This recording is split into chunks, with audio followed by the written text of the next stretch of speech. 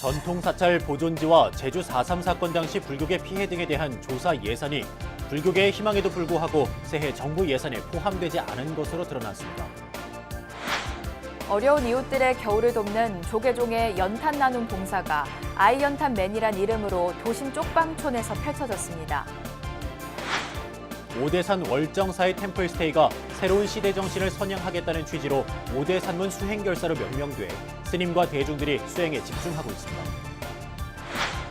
범어사 소장 유물을 통합 관리하게 될 성보관이 오는 2020년 완공을 목표로 건립 기공식을 가졌습니다.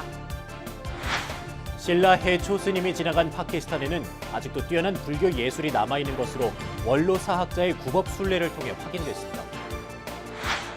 BBS가 만난 사람 이번 주는 신국가성장동력으로 자리 잡고 있는 농업의 중추 연구기관인 원예특작과학원 황정환 원장을 초대합니다.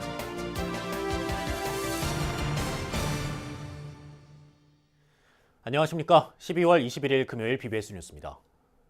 새해 예산안엔 불교계의 바람에도 포함되지 못한 사업들이 있었습니다. 바로 전통사찰 보존지 전수조사 사업과 70년 전 제주 4.3 사건 당시 불교계가 입은 피해를 조사하기 위한 예산들인데요. 특히 이웃 종교와의 갈등 속에서 집행이 늦어져 예산이 깎인 사례도 있었습니다. 박준상 기자의 보도입니다. 470조. 새해 예산안 규모는 사상 최대에 달했지만 불교계의 간절한 바람에도 반영되지 않은 예산 항목들이 많습니다. 우선 전통사찰이 갖고 있는 전통사찰 보존지에 대한 전수조사 사업 예산안입니다.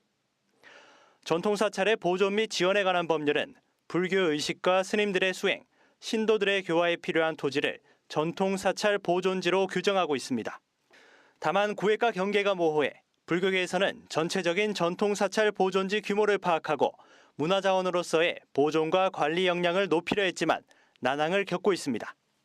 근데 이제 우리 입장에서는 어쨌든 전통사찰 보존지 주관은 반드시 필요한 사업이더라고 판단을 좀 했었던 부분도 좀 있는데 그분이 좀 반영이 안 돼서 조금 좀 아쉬운 부분이 좀 하나 있고요. 두 번째는 올해 70주년을 맞은 제주 4.3 사건과 관련해 당시 불교계 피해 현황에 대한 연구조사 예산인데 내년도 예산안엔 끝내 반영되지 못했습니다.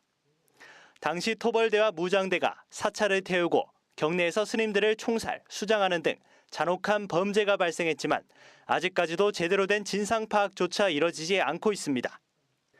해당 사업들은 국회가 공전을 반복하는 등 혼란스러운 상황에서 다른 사업들에 밀린 것으로 파악됐고 조계종 측은 내년에 다시 적극적으로 예산 반영을 요구할 계획입니다. 이와 함께 내년도 예산안에 포함된 불교계 사업들 중에는 이웃 종교와의 갈등으로 사업이 지지부진했던 사례도 눈에 띄었습니다.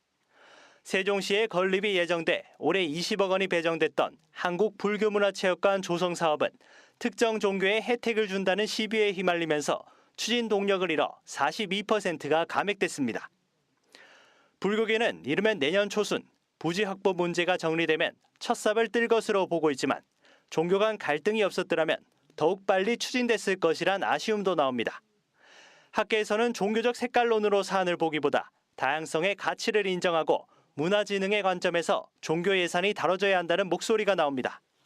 이것이 불교냐, 기독교냐, 유교냐 이런 종교적인 이념적인 틀도 좋지만 근데 결국은 우리의 역사다. 예. 우리가 우리의 역사를 귀하게 여길 줄 알아야지 그것이 결국은 세계적인 브랜드가 된다. 저는 그렇게 생각을 합니다. BBS가 파악한 내년 불교 예산은 문체부 소관 종무실 전체 세해 예산의 18%, 나머지는 대부분 이웃 종교들의 종교활동과 보존 지원에 사용됩니다. 우리의 전통 문화가 곧 불교 문화라면 우리 문화의 계승과 발전을 위해 불교 예산을 배려하는 것은 편향이 아니라 오히려 균형을 맞추는 것이라고 볼 수 있습니다. 정부의 전향적인 인식 전환과 정치권의 지속적인 관심이 요청되고 있습니다. BBS 뉴스 박준상입니다.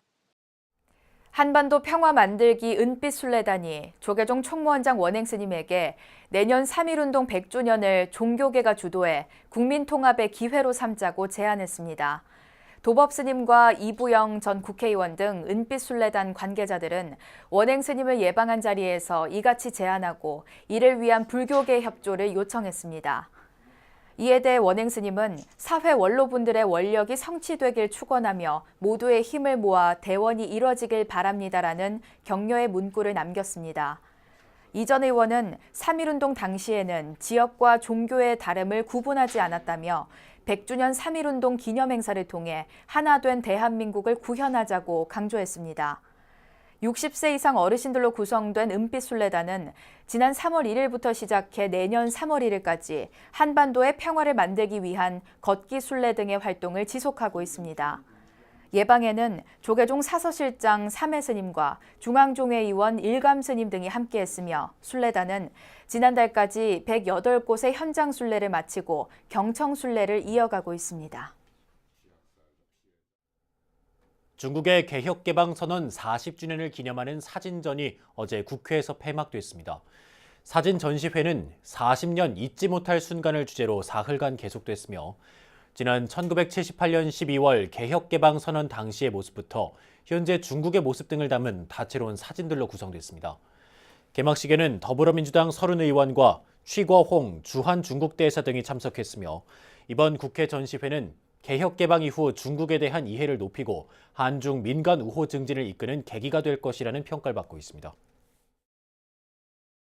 소외된 이웃들의 따뜻한 겨울나기를 돕는 조계종의 연탄 나눔이 아이 연탄맨이란 이름으로 활발히 펼쳐지고 있는데요.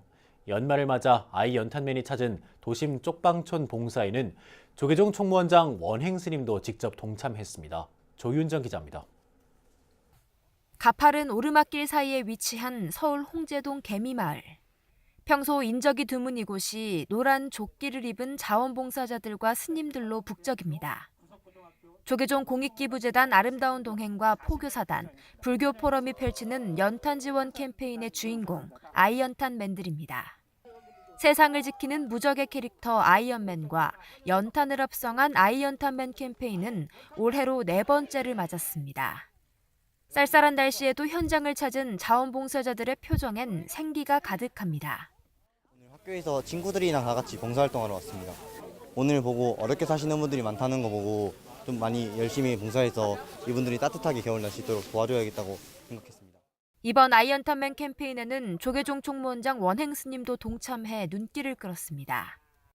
생각 외로 이렇게 어렵게 힘들게 사는 분들이 많습니다. 우리가 그런 것을 감안해서 언제나 가장 소외되고 어려움을 받는 분들을 위해서 우리가 십시일반서로 노력하고 도와드려야 되지 않을까 생각을 합니다. 원행 스님의 손에서 출발한 연탄은 150여 명의 자원봉사자들이 만든 인간 컨베이어 벨트를 통해 80가구에 16,000장이 배달됐습니다. 힘겨운 주민들의 허기진 배를 잠시나마 채워줄 쌀과 라면도 함께 전달돼 훈훈함을 더했습니다. 참 올라오시기가 힘드신데 또 여기까지 올라오셔서 이렇게 또 이런 또 좋은 선물, 쌀 그런 거 주셔서 잘 지내겠습니다.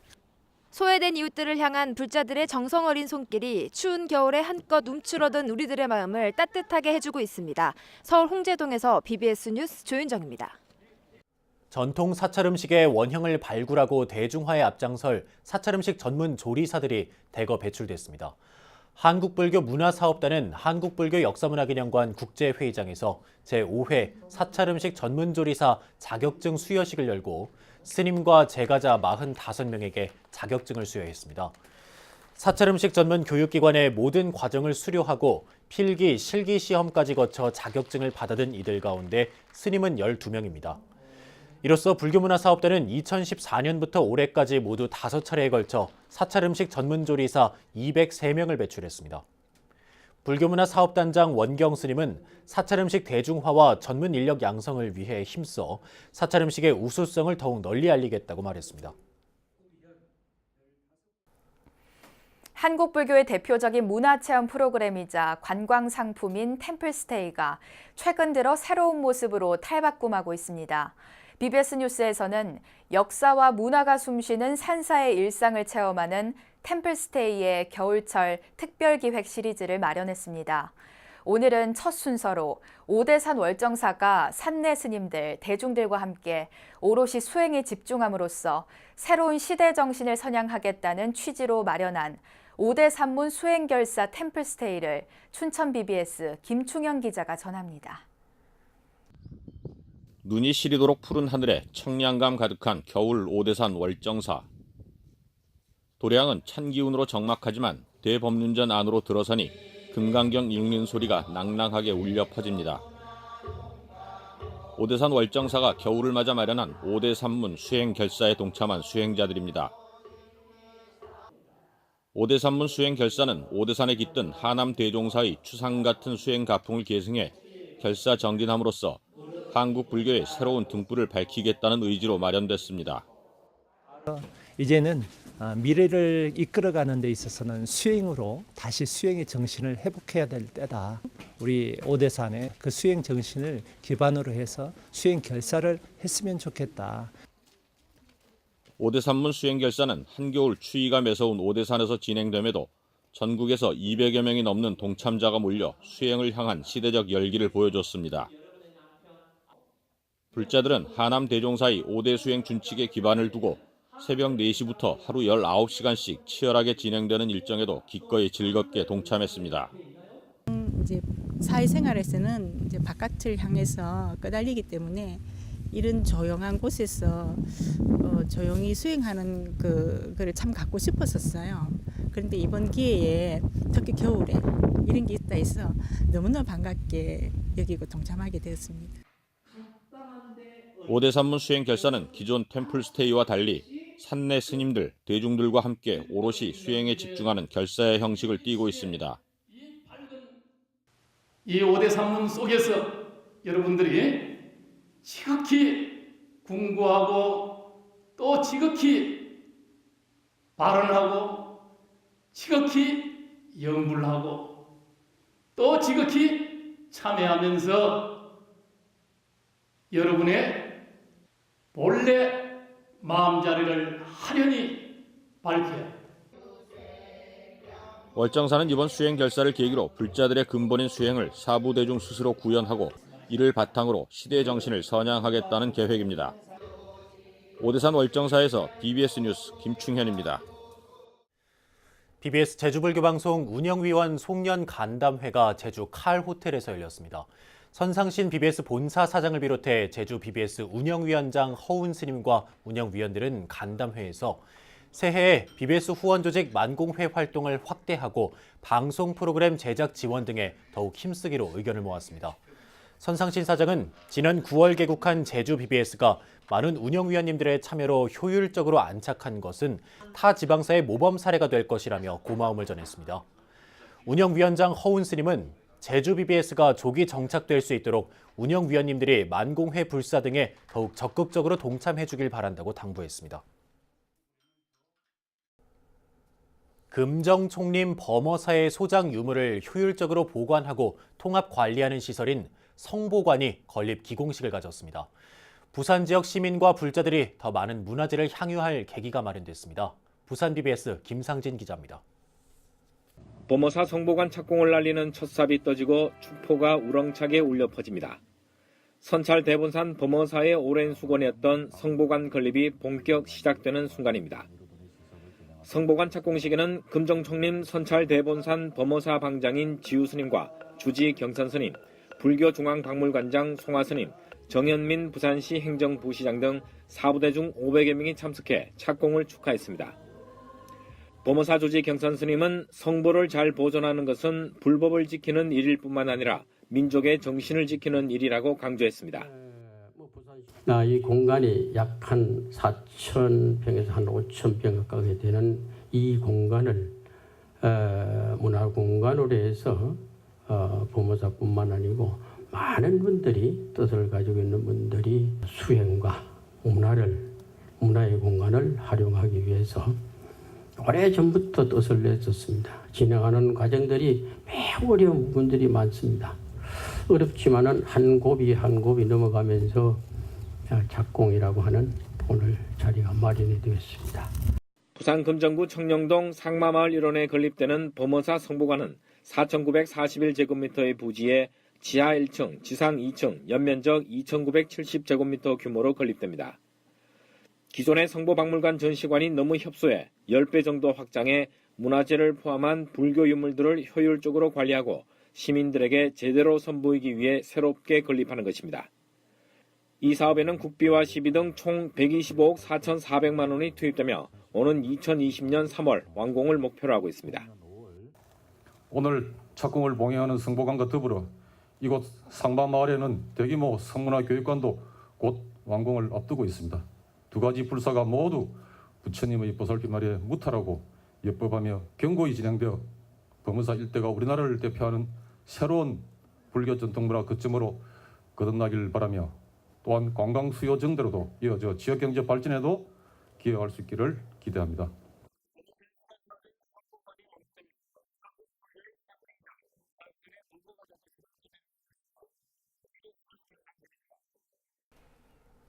인도에서 탄생한 불교가 중국을 거쳐 한반도에 들어온 후 부처님의 발길과 정신이 서린 서역을 향한 굽업순례의 발길이 이어졌습니다. 신라 해초 스님의 여정을 따라 오랜 기행을 떠났던 사학자 서길수 명예교수는 파키스탄에 남아있는 뛰어난 불교 예술의 현장을 BBS에 전했습니다. 홍진호 기자입니다. 버스 차창 너머로 척박한 돌산이 끝없이 이어집니다. 중국에서 파키스탄으로 넘어가는 접경 지역의 풍경. 고구려 역사학자 서길수 명예교수가 카메라에 담았습니다. 지난 8월 31일부터 64일간 서 교수는 부인과 함께 중국에서 파키스탄, 인도를 거쳐 방글라데시까지 실크로드를 답사했습니다. 신라 해초 스님 등 우리나라 굽업승들의 발자취가 남아있는 여정의 하이라이트는 파키스탄. 지금은 이슬람 문화권이지만 북인도 시절 부처님을 기리며 바위에 남긴 불탑 등이 여전히 찬란하게 남아 있습니다. 옛날에 우리 스님들이 소위 그 굽법 순례를 갔던 길이요. 강릉에는 거기가 이제 뭐 히말라야고 그러잖아요. 강에는 이 물이 흐르면서 낮은 부분이니까 거기에 길을 내 가지고 갔던 부분들이에요. 그래서 이 길들은 가면서 바위에다가 많은 그 그림들을 그려놨어요. 근데 가장 핵심적인 게 뭐냐면 탑이에요. 만주에서는 길을 잃지 않는다고 자신할 만큼 서 교수는 고구려 역사 복원과 민족의 시원을 찾는 알타이 지역 연구에 한 획을 그었습니다. 그런 그의 눈에 파키스탄에 남아있는 불교 유적들은 어떤 나라에서도 접하지 못했던 최고의 수작들이었습니다. 여기는 와서 보니까 완전히 불교가 주제된 것들이 굉장히 많고 디테일하고 그리고 우리가 상상을 초월하는 아주 수작들이 많아요. 아주 빼어난 작품들이 그리고 그 위치라든가 이런 부분에서도 굉장히 그 놀라운 그 불교 미술이 거기 그 잠재해 있었어요. 그래서 이제 우리나라에서 탑을 연구하신 분들이 서 교수는 유적으로만 불교를 느낄 수 있는 이슬람 국가 파키스탄에서 두 차례의 불교 강연으로 민간 외교를 실천했습니다. 우리나라에 온 파키스탄인은 현재 약 15,000여 명, 파키스탄 현지에 있는 한국인은 약 600명. 한국에 대한 관심이 높아지고 있는 시점에서 불교 문화가 두 나라를 조금은 더 가깝게 했습니다. 우리의 백제불교는 4세기 무렵 파키스탄에서 온 마라난타 스님에서 비롯됐고 7세기에는 해초 스님이 굽업순례를 위해 파키스탄 땅을 밟았습니다. 7세기 해초다. 그래서 거기 사람 해초가 여기 왔었던 해초에 내가 그 왕호 저축국적 원본을 파리에 있는 것을 다운을 받아가지고 거기에 그 지역 이름 나온 데를 다 체크를 했어요. 그래서 내가 그 길을 따라서 나이가 들어서 그렇게 걸어오진 못했지만 차량 빌리고 뭐 해서 지금까지 쭉 왔다 해서 그 길을 따라왔다는 것이 뉴스라. 70대 원로학자는 정년 퇴직 후 3년 동안 수행에 몰두할 만큼 강한 불심으로 젊은 사람도 쉽게 엄두를 내지 못하는 순례의 길을 선택했고 그 여정은 현재 진행형입니다. 겨울이에요, 제 나이는. 정년 퇴직을 했으면. 그때가 만 65세니까. 그러면 겨울에는 무엇을 해야 되는가, 사람이. 그래서 그게 이제 나는 미리서부터 다 계획된 거예요. 퇴직을 하면 생사 문제를. 그다음에 BBS 뉴스 홍진호입니다.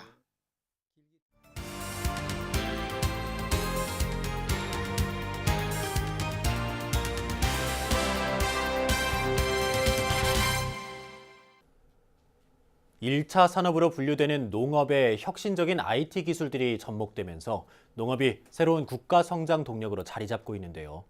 씨앗 그 자체가 하나의 우주라는 우장춘 박사의 기치 아래 농업인의 소득 향상과 국민 건강을 위해 노력하는 기관이 있습니다. 바로 농촌진흥청 산하 국립원예특작과학원인데요. 국립원예특작과학원 황정환 원장을 권은희 경제산업부장이 만났습니다. 네, BBS가 만난 사람, 오늘은 국립원예특작과학원 황정환 원장과 함께하겠습니다. 안녕하세요. 네, 안녕하세요. 국립원예특작과학원이 올해 최우수 책임 운영기관으로 선정이 됐더라고요. 먼저 들어가기 앞서서 이 국립원예특작과학원이 어떤 연구를 하는 기관인지 소개를 좀 해주시죠. 예, 저희 기관은 기관 이름에서 나와 있듯이 원예 작물과 특용 작물, 보통 원예 작물이라 하면은 채소, 과수, 화훼 작물을 얘기하고요. 특용 작물이라 하면 인삼, 약용 작물, 버섯을 얘기합니다. 이처럼 원예 작물과 특용 작물의 신품종을 만들어서 농업인한테 공급해주는 그런 역할을 주로 하고 있는 기관입니다. 저희 기관은 1953년도에 세계적인 육종 학자이신 우장춘 박사님을 초대 원장으로 모시고 부산 동래에서 시작을 했습니다. 그 후에 수원에서 한 50여 년 있다가 2015년도에 전북 혁신도시로 이전을 해서 지금은 전주에 있습니다. 그 책임 운영기관으로 선정됐다는 말씀을 제가 드렸는데 어떤 점이 주요했을까요? 예, 저희가 이제 책임운영기관 제도를 2006년부터 저희 기관이 책임운영기관이 됐는데 올해 처음으로 최우수 기관으로 선정이 됐습니다. 1년 동안 열심히 일한 결과라고 생각을 합니다만 그 중에 한 2가지 정도의 우수한 성과가 있었기 때문에 선정이 됐습니다. 하나는 그 복숭아 품종을 최근에 새로 육종을 해서 농가에 보급을 했는데 농가의 반응이 상당히 좋습니다.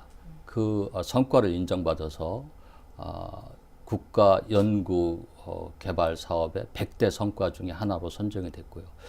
다른 하나는 꽃 중에 그 향기가 좋은 프리지아라는 꽃이 있습니다.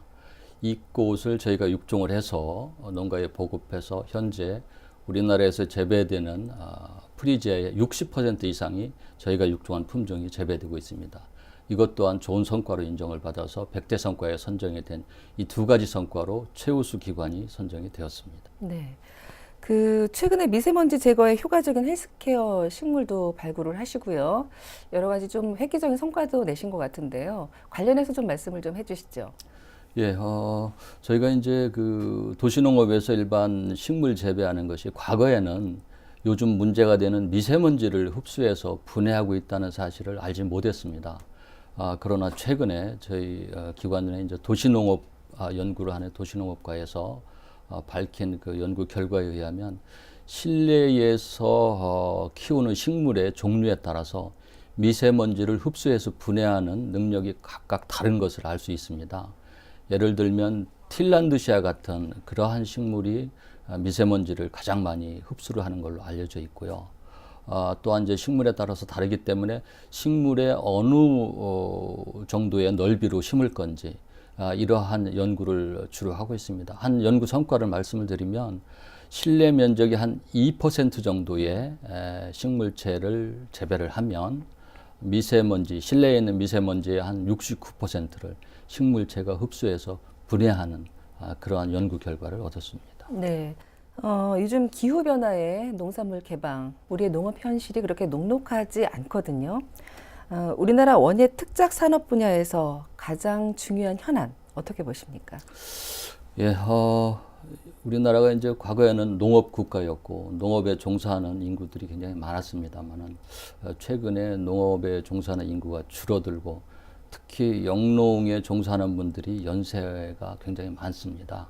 또 젊은 분들이 이제 농업이 힘들다는 그런 것 때문에 농업에 종사하는 비율이 많이 떨어져서 여러 가지 어려움이 있고, 또 하나는 외국산 농산물이 많이 수입이 돼서 국산 농산물 소비가 줄어드는 이 두 가지가 가장 현안 사항이 아닐까, 뭐 이런 생각을 하고 있습니다. 네. 끝으로 앞으로 과학원에서 가장 중점적으로 관심을 두고 연구할 분야에 대해서 좀 말씀을 해주시죠. 예, 조금 아까 말씀드렸다시피 이제 현안 사항인 이 노동력의 어떤 부족한 문제, 이런 문제를 해결하기 위해서 저희가 스마트팜이라는 그러한 기술을 개발하고 있습니다. 또 하나 이제 외국의 농산물이 많이 들어와서 국산 농산물 소비가 줄어드는 문제는 아무래도 저희가 국제 경쟁력을 갖춘 새로운 품종을 많이 만들어서 그것을 기능성 있는 그러한 깨끗한 농산물을 보급함으로써 수입 개방화에 대응해야 될 것으로 생각을 하고 있습니다. 네. 앞으로 농업인의 소득 향상과 또 국민의 건강을 위해서 많은 역할을 해주시기를 기대하겠습니다. 오늘 말씀 고맙습니다. 예, 고맙습니다. 인도에서 탄생한 불교는 중국 등으로 전래돼 세계의 종교가 됐지만 정작 본토에는 불교의 흔적만이 남아 있습니다. 인도와 종교 문제로 갈등을 벌이다 분리된 파키스탄은 간다라 미술의 발원지이자 수많은 불교 유적의 보고이기도 합니다.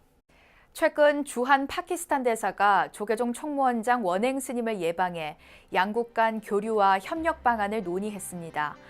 과거 우리나라와 파키스탄이 구법과 전법으로 왕래한 것처럼 해초 스님 순례길 복원과 불교 유적 보호 등이 이뤄지길 바랍니다. 이상으로 12월 21일 금요일 BBS 뉴스 마칩니다. 여러분 고맙습니다.